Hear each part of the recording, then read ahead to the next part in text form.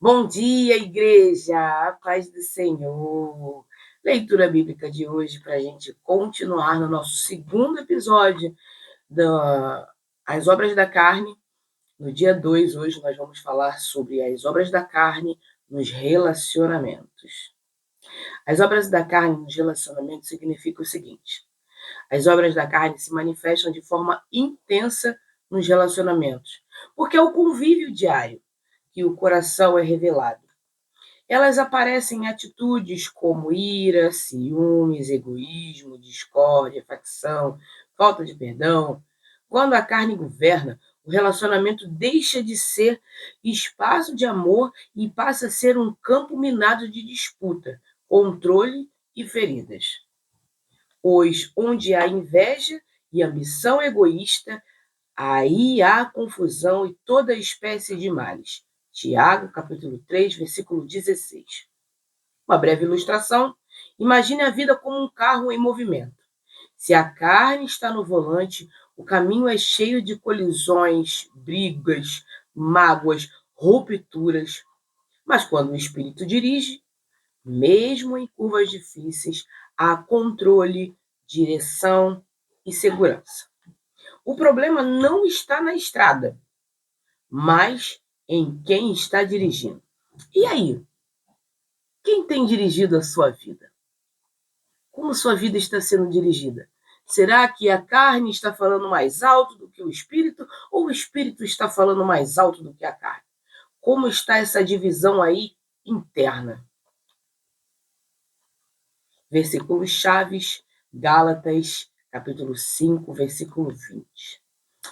Aqui está somente uma parte, que é a parte que a gente vai tratar hoje. Idolatria e feitiçaria, ódio, discórdia, ciúmes, ira, egoísmo, dissensão, facção e inveja. 1, 2, 3, 4, 5, 6, 7, 8, 9, 10. 10 obras da carne que afetam diretamente os nossos relacionamentos. Relacionamento, gente, não é só entre marido e mulher, não é só entre amizade, é no âmbito total. Tudo que a gente tem que se relacionar com outras pessoas, aí entram essas obras da carne que podem, muitas vezes, destruir relacionamentos, fazer com que eles percam a sua essência. Vamos lá bater um por um? Aqui, Paulo ele descreve aos Gálatas para alertar que a liberdade em Cristo não é licença para viver na carne. Existem duas situações. Paulo aqui ele quer separar. Ele separa o espírito e ele separa a carne. Por isso que quando fala que a palavra de Deus ela é como uma espada de dois gumes, ela penetra a ponto de dividir. Exatamente isso que Paulo está falando. A divisão é entre carne e espírito. O espírito, quando controla, há uma direção. A carne, quando controla, há outra direção. É exatamente por isso. Essas obras aparecem quando a pessoa não permite que o Espírito Santo governe suas atitudes, especialmente no convívio com os outros. Tá vendo aí que o relacionamento não é só relacionamento entre cônjuges, marido e mulher? Não. O relacionamento é entre um todo. Eu com o meu pastor, eu com o meu irmãozinho, eu com o meu patrão, eu com o meu amiguinho de trabalho, eu com o meu amiguinho pessoal. Relacionamento engloba muita coisa, mas especialmente pessoas. Vamos começar com a idolatria. Contexto bíblico, a idolatria é colocar qualquer coisa no lugar de Deus. Não se limita a imagens. Inclui pessoas, dinheiro, status, ministérios ou o próprio eu. Quando nos colocamos no centro de tudo, estamos causando também um tipo de idolatria. Vai passando por inúmeras coisas. A idolatria tem muitas coisas. Idolatria a banda, idolatria a músico, idolatria a celular, idolatria a... como é que eu posso dizer? A locais. Não, eu só vou em lugar X, Y, Z porque lá é bom. Ah, porque eu só gosto do pastor XPTO porque o pastor XPTO é bom e é isso e aquilo.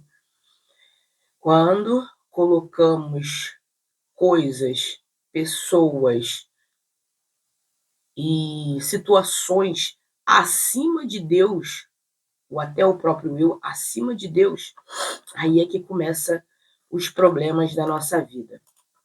E não são poucos não, tá? São muitos. São muitos os problemas. Mas muitos mesmo. Muitos mesmo. Ah, muito, muito, muito, muito, muito mesmo. Lá em 1 João, capítulo 5, versículo 21, diz assim: Filhinhos, guardem-se dos ídolos. Ídolos é tudo aquilo que a gente coloca no lugar de Deus. Pode ser imagem, pode ser o celular, pode ser pessoas, pode ser um monte de situações. O problema é quando eu coloco tudo na frente de Deus. Tem que ir para o culto, vou para a praia. Coloquei algo na frente de Deus. Tenho que ajudar um irmão, estou com preguiça. Eu coloco a minha vontade, o eu, na frente do serviço à obra do Senhor.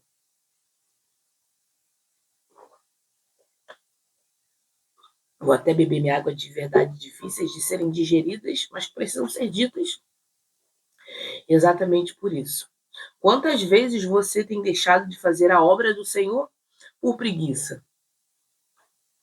Por preguiça, por cansaço. Ah, eu tô cansado, não vou não. Ou tô cansado, trabalhei a semana inteira, não vou para a igreja. A comunhão é o ponto focal das nossas vidas. Precisamos estar em comunhão uns com os outros, principalmente com os nossos irmãos em Cristo.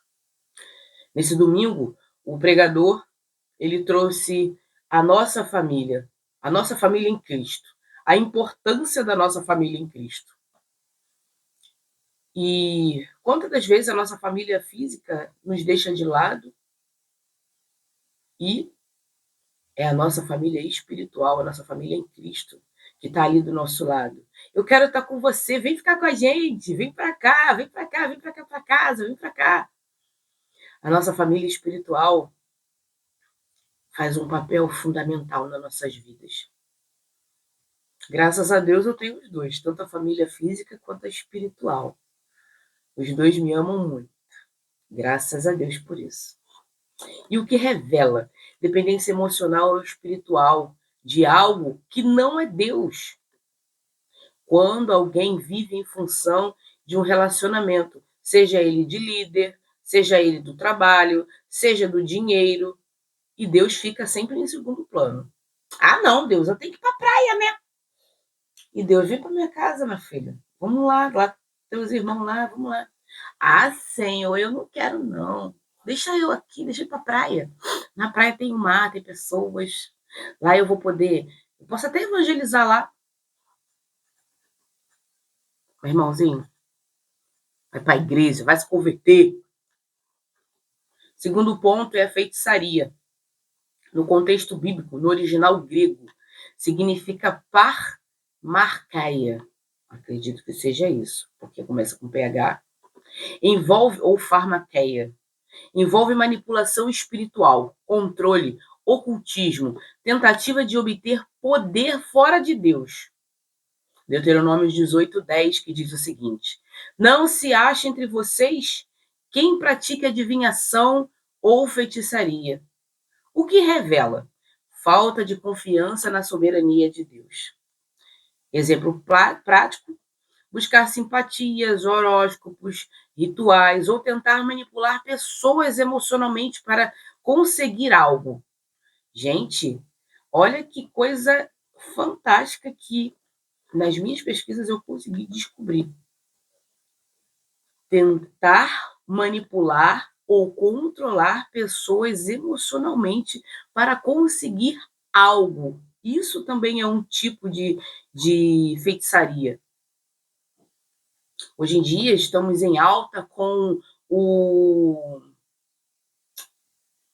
Ai, caramba, eu esqueci a palavra. Esqueci a palavra. Quando uma pessoa é manipuladora, que ela. Caramba, esqueci. Enfim, eu vou lembrar. Eu lembrando até o final do estudo, eu falo aqui para vocês. Mas até esse tipo de pessoa que manipula, que faz com que você muitas das vezes se sinta mal, narcisista. O narcisista.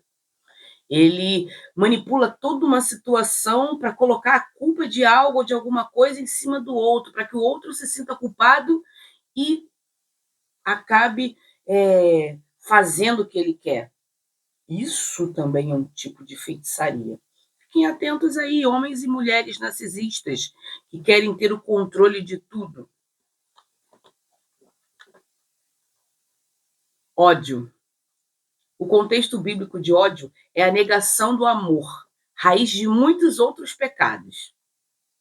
Quem odeia o seu irmão já está nas trevas. 1 João 2,11.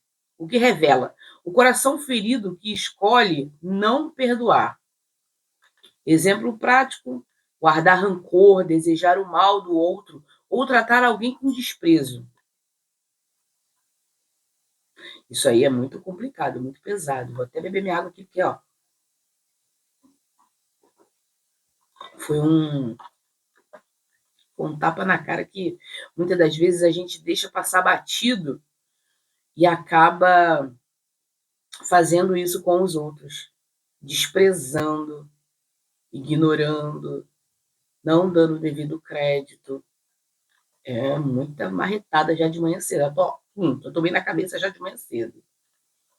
Discórdia, o contexto bíblico é o espírito contencioso, sempre pronto para brigas. Tito capítulo 3, versículo 9. Evite discussões tolas e inúteis. Ou seja, aquela pessoinha que você olha para ela, já olha para ela e já fala assim: vem problema por aí. A pessoa, só de você olhar para ela, tu já vê que a pessoa já é um problema. Abriu a boca, então, só abre a boca para discutir, para arrumar pretexto para poder arrumar briga. Tá sempre ali de mau humor, brigando, rancoroso, não quer assunto com ninguém, e quando quer é para brigar, é para discutir, é para fazer o mal. Aqui a Bíblia ela nos adverte. Paulo, ele nos adverte diretamente com essa lista aí das obras da carne. Depois vai vir o restante. Em Tito fala: evite discussões tolas e inúteis. Ou seja, fica caladinho. Você viu que tem uma pessoa que está ali, ó, arrumando contenda? Entuba. A nossa carne, ela quer gritar para discutir, para entrar na discussão.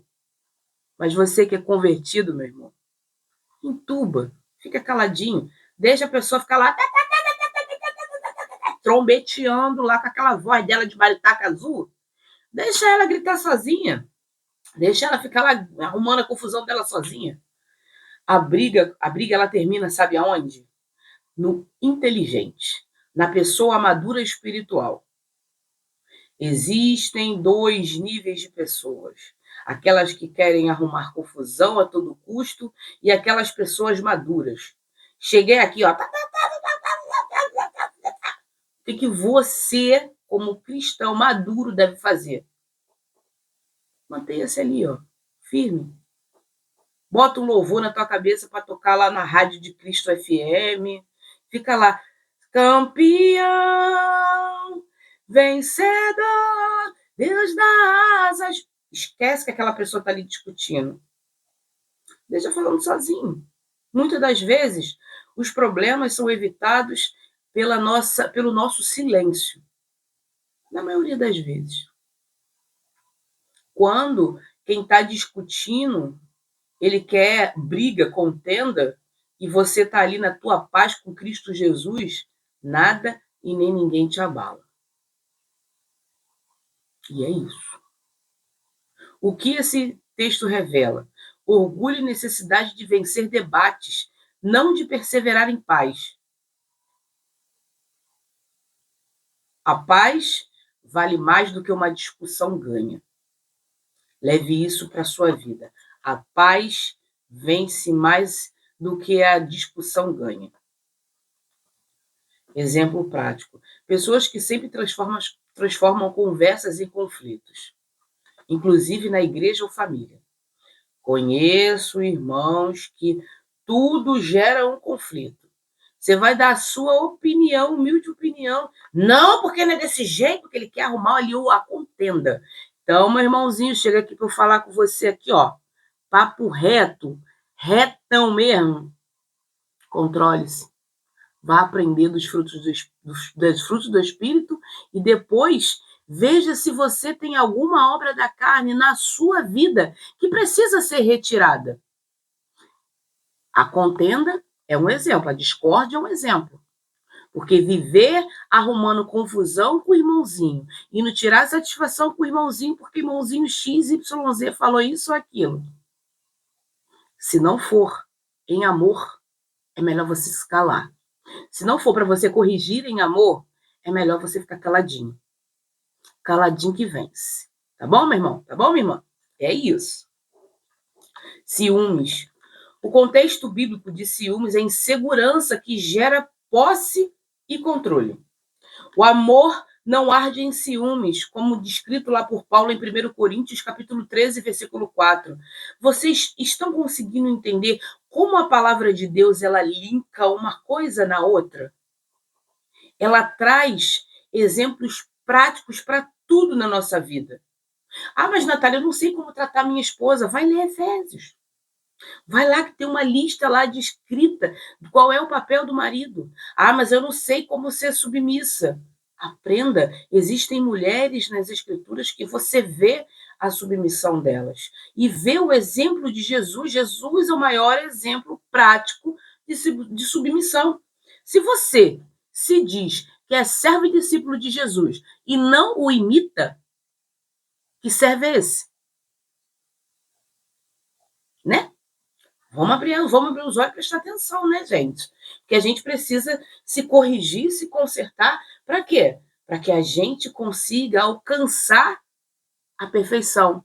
E quem é a perfeição? Cristo Jesus. Acabou. Não é a irmãzinha Natália, não é o irmãozinho XPTO, não é. A perfeição está revelada através de Cristo Jesus, através das Sagradas Escrituras. E é isso. E se você não quiser se moldar, aí, meu irmão, o problema já não é comigo. O problema está entre a sua cadeira e a sua Bíblia. Concorda comigo? O problema não está nas Escrituras, o problema está em você, que não quer mudar. O que revela o modo de perder espaço, pessoas ou conhecimento. Exemplo prático: desconfiar excessivamente, controlar amizades ou se incomodar com o sucesso alheio. Eita Deus! Os ciúmes, eles começam quando eu olho a vida do outro e eu fico falando, poxa, por que minha vida não é assim? Isso está ligado também à inveja. Você vê como é que as obras da carne elas vão se entrelaçando e fazendo um emaranhado de coisas ruins acontecerem com a nossa vida? E é isso. A ira. Explosão de raiva que foge do controle. Esse é um contexto que a minha vida era baseada nisso. Eu vivia irada. Já peguei minha irmã pelo menos umas 2 vezes no pau. Confesso que eu, nesse ponto, eu não tenho controle emocional. Não tinha, vamos deixar bem claro. Jesus me modificou e eu não sou mais dessa forma. Não sou. A antiga Natália era altamente agressiva. Altamente. Eu explodia a qualquer momento com qualquer um. A pessoa me olhou torto, o que é? Tá me olhando por causa de quê? Perdeu alguma coisa na minha cara? Tá tudo bem? Se não tiver tudo bem, a gente resolve depois. Mas, né? Eu era desse jeito. Hoje, tá me olhando? Bom dia, tudo bem? Eu já falo logo com a pessoa, tá tudo bem? Eu já me coloco logo à disposição. A pessoa fica até constrangida. Muitas pessoas olham para minha cara e dizem que eu sou marrenta. Eu tenho cara de metida. Porque eu vivo assim, com a cara assim. Mas não é porque eu quero, é meu jeito já. Mas não é que eu seja brigona ou marrenta ou algo ruim. Não. Mas é meu jeito. Meu pai também era assim. Minha mãe dizia que meu pai ficava com a cara assim também. E é isso. Tiago 1, versículo 20.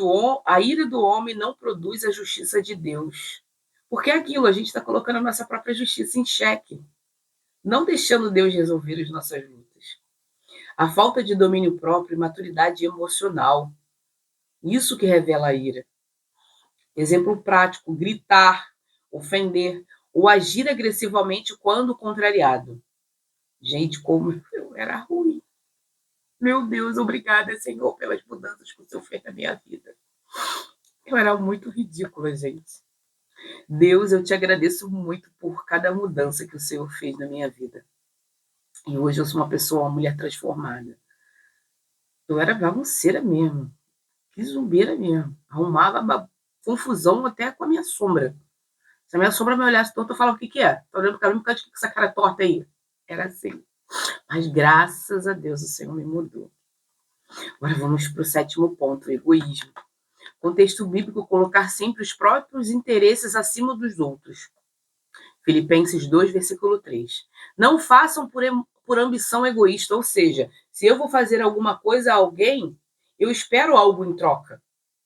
Entende? Ou eu me coloco acima daquilo que eu tenho que fazer.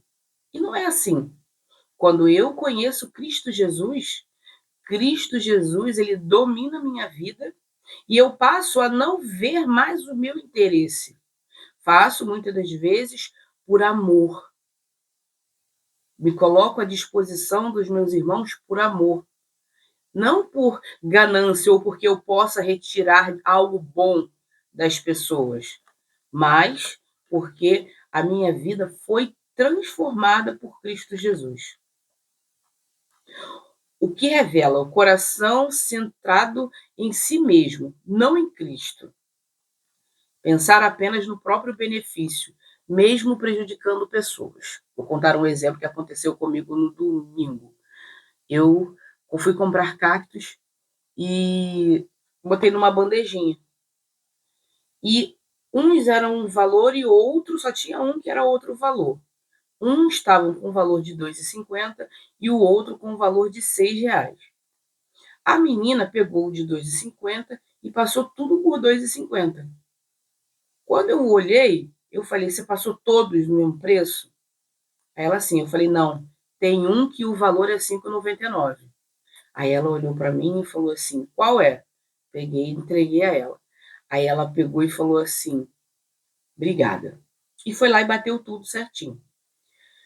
Então, eu poderia me beneficiar, poderia pagar, ao invés de R$ 6, eu poderia pagar R$ 2,50. Mas eu não posso prejudicar a colega, a menina que está lá trabalhando.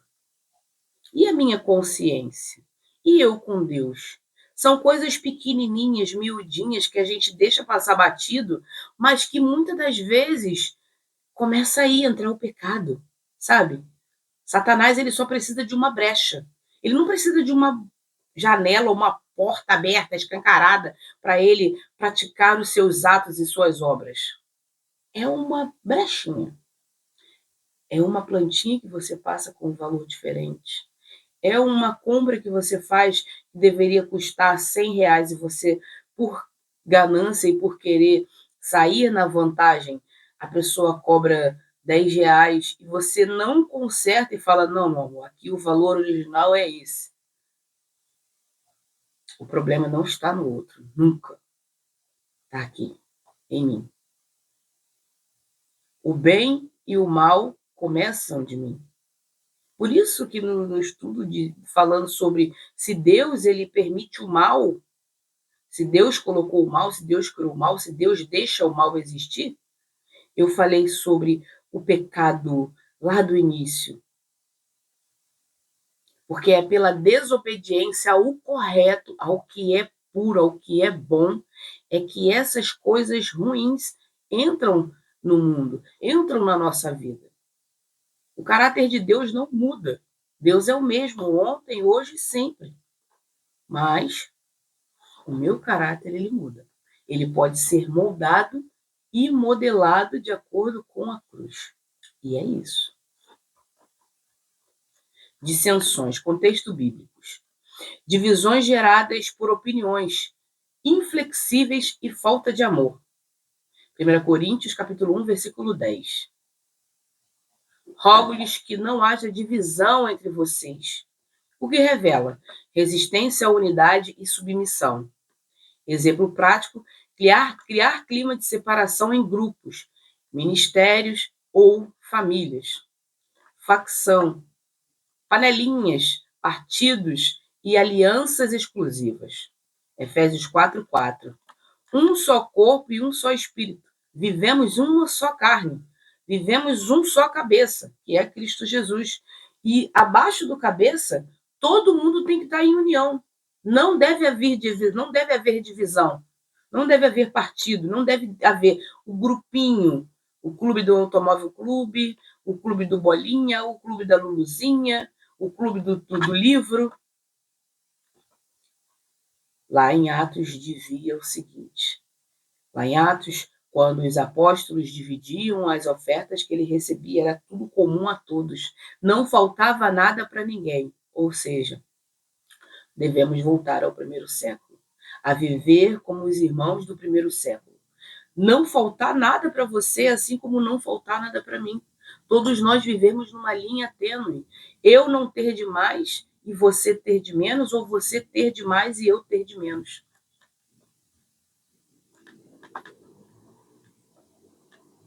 Espírito de exclusão e orgulho espiritual.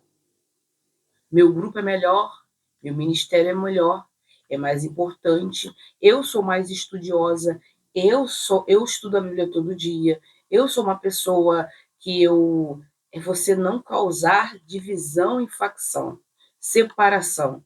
Todos temos tudo em comum, tudo é igual, não tem nada diferenciado. Inveja, contexto bíblico, tristeza pelo bem do outro.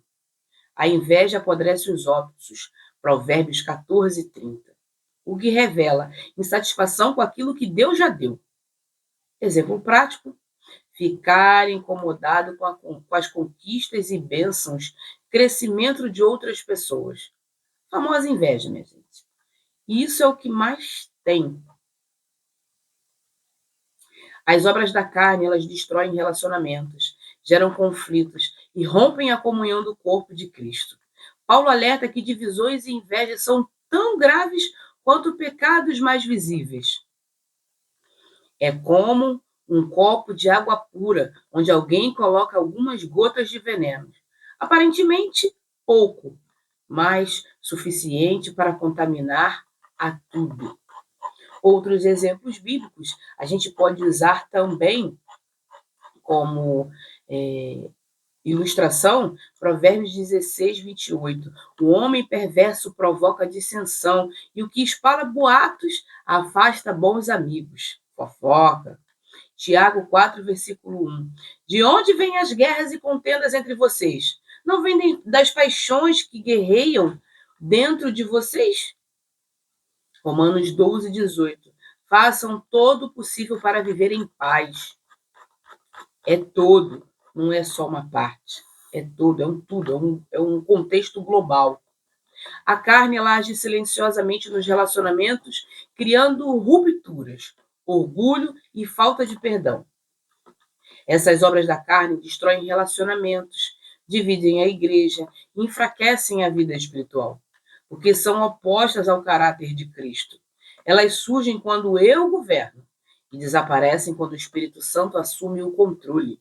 Ou seja, em poucas palavras, o direcionamento e a direção está aqui, nas Sagradas Escrituras, na Bíblia Sagrada. Nós, como corpo de Cristo, devemos nos moldar de acordo com essas lições, com tudo que a gente aprende aqui. O que passa disso daqui é obra da carne. O que passa disso aqui é vontade humana.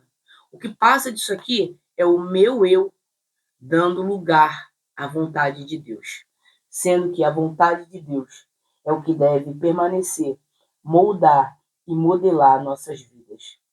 Amém? Vamos orar? Pai amado e querido Deus, graças te damos por mais um dia que se chama hoje, Senhor.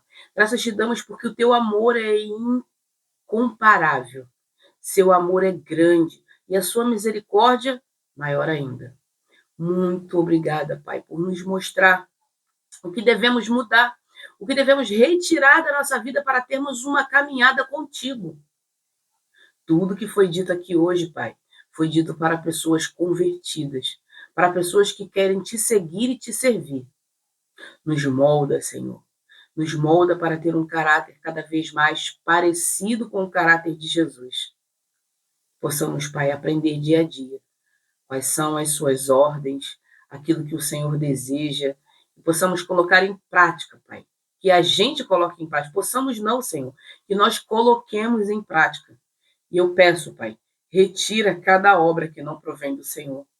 Cada obra que vai me desviar, me retirar, que vai abrir uma brecha para as vontades do inimigo. Me fortaleça, Pai. Fortaleça o meu espírito para eu resistir ao dia mau. Não para eu viver a minha vida de acordo com aquilo que eu quero, mas de acordo com aquilo que a sua palavra me ordena e me direciona. Muito obrigada, Pai. Toma esse dia nas tuas mãos. Hoje eu oro e já te agradeço. Em nome de Jesus. Amém.